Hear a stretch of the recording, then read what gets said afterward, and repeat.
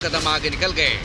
जिस नेता को पूरी दुनिया विश्व गुरु मानती है, उसे कांग्रेस महासचिव जयराम रमेश क्या नाम दे रहे हैं, जरा ये सुन लीजिए।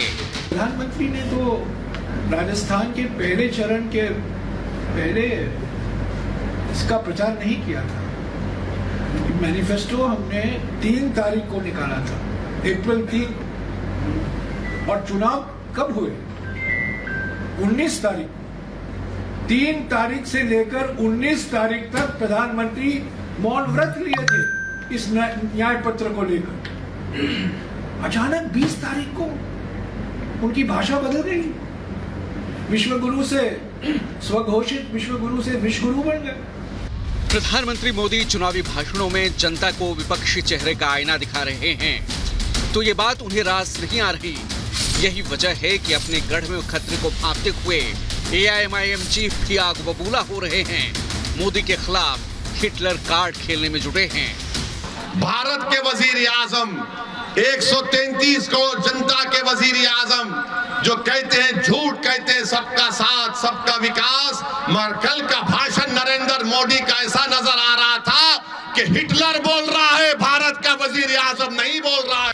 ये वही विपक्ष है जो संविधान पर सवाल उठाता है, देश तोड़ने की बात करता है, धर्म के आधार पर आरक्षण का कार्ड खेलता है और मोदी को कभी तानाशाह तो कभी हिटलर बताता है। ऐसे में पीएम मोदी ने विपक्ष पर करारा जवाब दिया। जब भी चुनाव आता है तो एक ही घिसी पीटी टेप रिकॉर्ड बजाते रहते, कानों कानों में कहते रहते, देखो तब भाजपा वाले आएंगे आरक्षण खत्म कर देंगे। भाजपा तो छोड़िए, अरे खुद डॉक्टर बाबा साहब आंबेडकर आकर के कहे ना तो भी होने वाला नहीं है। कांग्रेस का उम्मीदवार कह रहा है कि गोवा में संविधान नहीं चलेगा। ये जम्मू कश्मीर के लोग भी कहा करते थे, आपने मोदी को आशीर्वाद दिया, आज उनकी बोलती बंद हो गई। आज गोवा में संविधान को नकार रहे हैं, कल पूरे देश में बाबा साहब आंबेडकर के संविधान को नकारने का पाप करेंगे लोग। पिछले 10 सालों में देश की छवि जिस तरह से पूरी दुनिया में चमकी है, देश का मान सम्मान बढ़ा है, देश ने एक नए आयाम को छुआ है, उससे एक बात तो साफ है कि विपक्ष को ये रास नहीं आ रहा। और यही वजह है कि चुनावी मौसम में कांग्रेस और उसके सहयोगी दल पीएम मोदी को फिर से अपशब्द और गाली देने में जुट गए हैं। लेकिन ऐसे में सवाल उठता है कि क्या पीएम मोदी को गाली देने से उन्हें उनका जनाधार वापस मिल पाएगा? 4 जून को सारी तस्वीर साफ हो जाएगी। Bureau report, Republic Bharat.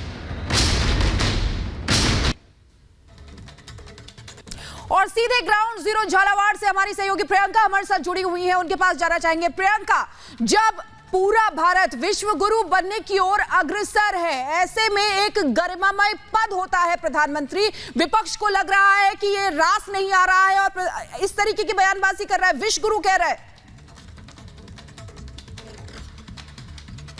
बिल्कुल, देखिए अगर हम अभी झालावाड़ में मौजूद हैं, यहाँ पर बीजेपी प्रत्याशी दुष्यंत सिंह है जो कि वसुंधरा राजे के पुत्र हैं।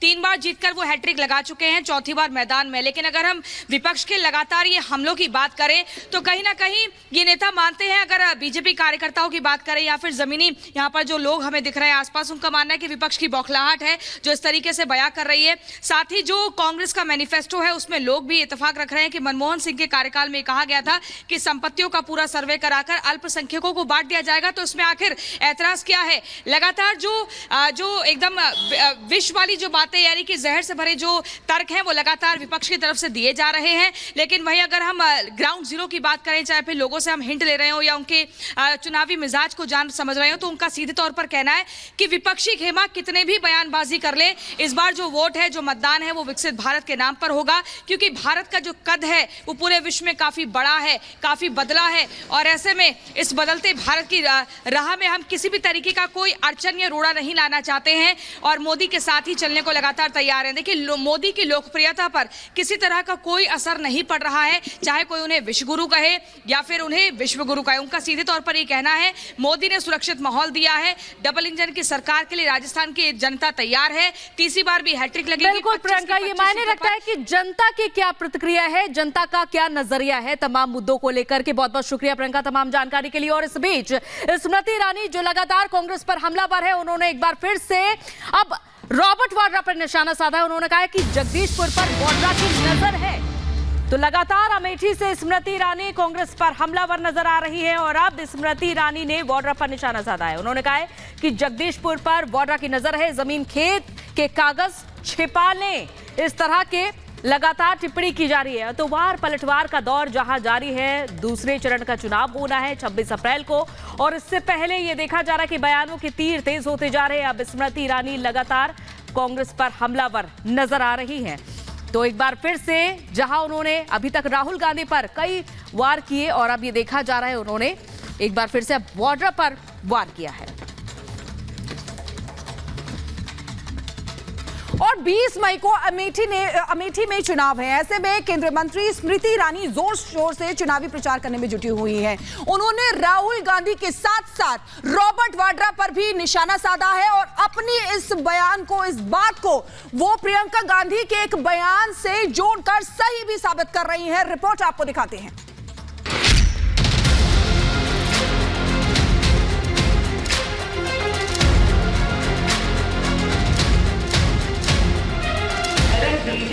जगदीशपुर सुरेश ध्यान में आ गया है, इसका मतलब एक एक गांव, एक एक घर, एक एक व्यक्ति अपना खेत का कागज छुपा ले। अमेठी उत्तर प्रदेश के हाई प्रोफाइल सीटों में से एक है, जहां 2019 में जनता ने गांधी परिवार के युवराज को नकार दिया और बीजेपी की स्मृति ईरानी को मौका दिया। ऐसे में अमेठी में दोबारा कमल खिलाने के लिए केंद्रीय मंत्री दोगुनी ऊर्जा के साथ चुनावी मैदान में हैं। संसदीय क्षेत्र के गांव-गांव न सिर्फ प्रचार प्रसार कर रही हैं, बल्कि अमेठी के पूर्व सांसद राहुल गांधी और उनके जीजा जी पर भी हमलावर होती दिख रही हैं। अरे जीजा जी को जगदीशपुर सुरेश ध्यान में आ गया है, इसका मतलब एक एक गांव, एक एक घर, एक एक व्यक्ति अपना खेत का कागज छुपा ले। कांग्रेस ने अब तक अमेठी की सीट पर उम्मीदवार नहीं उतारा है। इसको लेकर अब स्मृति ईरानी ने राहुल गांधी और सोनिया के दामाद पर निशाना साधा है। राहुल पर जहां अमेठी के गांव और गली के नाम ना पता होने की बात कही, तो वहीं जनता को बताया कि वाड्रा की जुबान पर सिर्फ जगदीशपुर का नाम है। और ऐसा क्यों, वो भी सुन लीजिए। आज अगर राहुल गांधी से पूछ लिया जाए कि भेटुआ कहाँ है, भादर कहाँ है, वो नहीं बता पाएंगे। राहुल गांधी को कुछ आए या ना आए, उनके जीजा जी के मुख से मैंने जगदीशपुर का नाम जरूर सुन लिया है। इसलिए जगदीशपुर की जनता तो सावधान हो जाए। अगर जीजा जी को जगदीशपुर सुरेश ध्यान में आ गया है, इसका मतलब एक एक गांव, एक एक घर, एक एक व्यक्ति अपना खेत का कागज छुपा ले। राहुल जी कहते हैं वायनाड के लोग ज्यादा वफादार हैं। स्मृति ईरानी ने अपनी बातों को सही साबित करने के लिए प्रियंका गांधी का एक वीडियो दिखाया है, जिसमें वो लोगों की कमाई का लेखा जोखा लेने की बात कहती नजर आ रही हैं। जैसे मेरे भाई हर जगह कहते हैं, पूरी गिनती की जाएगी पूरे देश में कि कौन किस जाति की कितनी कितनी आबादी है, सिर्फ आपकी नहीं लेकिन सबकी, और कौन कितना कमा रहा है, और उसके तहत फिर नई नीतियां बनाई जाएंगी। क्या किसी ने अमेठी में सोचा था इस प्रकार से सार्वजनिक लूट की बात कहने की उनकी हिम्मत हो गई? आज तक सुना था की जाए कि कौन कितना कमा रहा है। चुनावी मौसम में हर एक विपक्षी दल एक दूसरे पर आरोप प्रत्यारोप का खेल खेल रहा है। ऐसे में स्मृति ईरानी ने कांग्रेस पार्टी की तुलना लंका से कर डाली और जनता से 20 मई को हनुमान बनकर कांग्रेस की भ्रष्ट लंका में आग लगाने की अपील की। मोदी का हनुमान हमको बनना है, नहीं कह रहे? 20 मई को मोदी का हनुमान हमको बनना है, कांग्रेस की भ्रष्ट लंका में अपनी पूंछ से आग लगाना। राहुल गांधी पर स्मृति ईरानी ही नहीं, पीएम मोदी समेत पूरी बीजेपी हमलावर है। दूसरी तरफ अमेठी पर राहुल और कांग्रेस की चुप्पी बरकरार है। तो क्या स्मृति रिकॉर्ड बनाने जा रही हैं और इसीलिए जनता से 20 मई को हनुमान बनकर कांग्रेस की भ्रष्ट लंका में आग लगाने की अपील कर रही हैं? Bureau report, Republic Bharat. तो एक तरफ ये देखा जा रहा है कि स्मृति ईरानी हमलावर हैं और वाड्रा को लेकर के उन्होंने सवाल उठाए हैं, तो दूसरी तरफ वाड्रा के समर्थन में पोस्टर लगाए गए हैं अमेठी में, और जहां अमेठी के कांग्रेस कार्यकर्ता टिकट देने की मांग कर रहे हैं कि रॉबर्ट वाड्रा को टिकट दिया जाए। हालांकि आपको बताते चले कि कांग्रेस ने अभी तक अमेठी से अपने उम्मीदवार की घोषणा भी नहीं की है, तो दूसरी तरफ रॉबर्ट वाड्रा के समर्थन में ये देखे इस तरह से ये पोस्टर लगाए गए हैं। और ये पोस्टर सिर्फ एक दो नहीं है, कई जगह पर इस तरह के पोस्टर लगाए गए हैं रॉबर्ट वाड्रा के समर्थन में। तो देखिए किस तरीके से रॉबर्ट वाड्रा के समर्थन में भी पोस्टर लगे हैं। अमेठी से टिकट देने की मांग कांग्रेस के नेता कर रहे हैं। राघवेंद्र पांड्या हमारे साथ सीधे ग्राउंड जीरो से जुड़े हुए हैं, उनके पास जाना चाहेंगे। राघवेंद्र, देखिए किस तरीके से रॉबर्ट वाड्रा के पोस्टर जो है लगे हुए हैं, आप वहां पर ग्राउंड पर मौजूद है। लगातार स्मृति ईरानी हमलावर है, लेकिन कांग्रेस नेता चाहते हैं कि रॉबर्ट वाड्रा को टिकट दिए जाए। रॉबर्ट वाड्रा जिनका मनी लॉन्ड्रिंग में नाम है।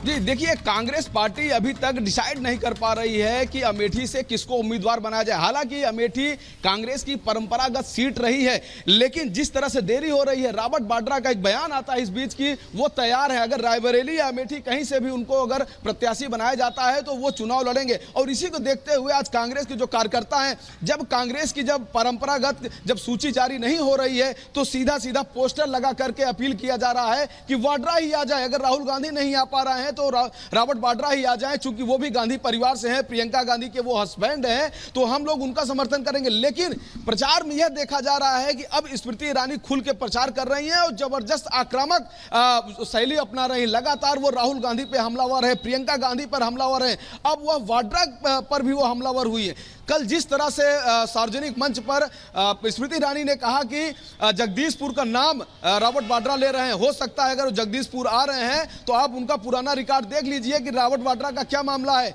और एक एक गांव के वासी, एक एक नागरिक अपने खेत का जो कागज है उसको छिपा ले, नहीं तो क्या होगा। सीधा सीधा अटैक है, सीधा सीधा उन्होंने जिस तरह से जमीन को लेकर एक फ्रॉड का एक मामला चल रहा है रॉबर्ट वाड्रा के ऊपर, उसके ऊपर हमला उन्होंने किया है। बिल्कुल राघवेंद्र, देखा जा रहा है कि हालांकि अमेठी में 5वें चरण में चुनाव होने हैं, लेकिन उससे पहले अमेठी में चुनाव की चर्चा जोरों पर है और दिलचस्प मोड़ देखने को मिल रहा है। बहुत बहुत शुक्रिया तमाम जानकारी के लिए। फिलहाल अब रुक करते हैं 2 मिनट में भारत का।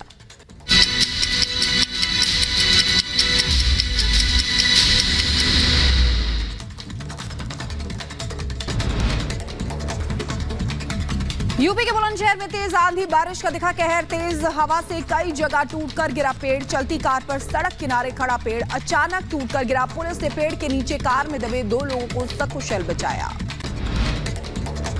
यूपी के बहराइच में अज्ञात कारणों से लगी भीषण आग। ग्रामीणों में मचे अफरा तफरी। 4 कच्चे मकान जलकर हुए खाक। गांव में आग की सूचना पर पहुंचे ग्रामीणों ने कड़ी मशक्कत के बाद आग पर काबू पाया। राजस्थान के भीलवाड़ा में दिन दहाड़े फायरिंग से मची दहशत। घर के बाहर बैठे एक युवक पर स्कूटी सवार 2 युवकों ने की फायरिंग। युवक बाल बाल बचा। फायरिंग के बाद बाइक सवार हमलावर हुए फरार। पुलिस मामले की जांच में जुटी। बहराइच में दुकानदार से पान मसाले के साथ तंबाकू मांगने पर हुआ विवाद। बाप बेटे को दुकानदार ने पीटा। मारपीट के बाद घायल बाप बेटे को पुलिस ने अस्पताल भेजा। पुलिस मामले की जांच में जुटी। यूपी के मुजफ्फरनगर में पुलिस और बदमाशों के बीच मुठभेड़ हुई है। गोली लगने से 50,000 का इनामी बदमाश मोहन हुआ घायल, वहीं उसका एक साथी मौके पर फरार है। सहारनपुर में हुई लूट में वांछित था बदमाश मोहन। लखीमपुर खीरी में गोला कोकणनाथ के शिव मंदिर में छोटे कपड़े पहनकर जाने पर प्रतिबंध लगा। मंदिर में बरमूडा, जींस, मिनी स्कर्ट जैसे कपड़े पहनकर जाने की मनाही। शिव मंदिर कमेटी अध्यक्ष ने बताया कि धार्मिक मर्यादा को देखते हुए इस तरह का निर्णय लिया गया है। यूपी के गोंडा में दर्दनाक हादसा। पेड़ से टकराई तेज रफ्तार बाइक सवार 3 लोगों की सड़क हादसे में मौत हो गई है। गंभीर रूप से घायल है। एक बाइक पर 4 युवक सवार थे। यूपी के बहराइच में स्कूली बच्चों से भरी गाड़ी से टकराई ट्रैक्टर ट्रॉली। हादसे में 9वीं क्लास की छात्र की हुई मौत। बाकी छात्रों को आई हल्की चोट। गाड़ी में सवार थे करीब 11 छात्र। लोकसभा चुनाव के दूसरे चरण के लिए आज शाम 5 बजे थम जाएगा चुनाव प्रचार।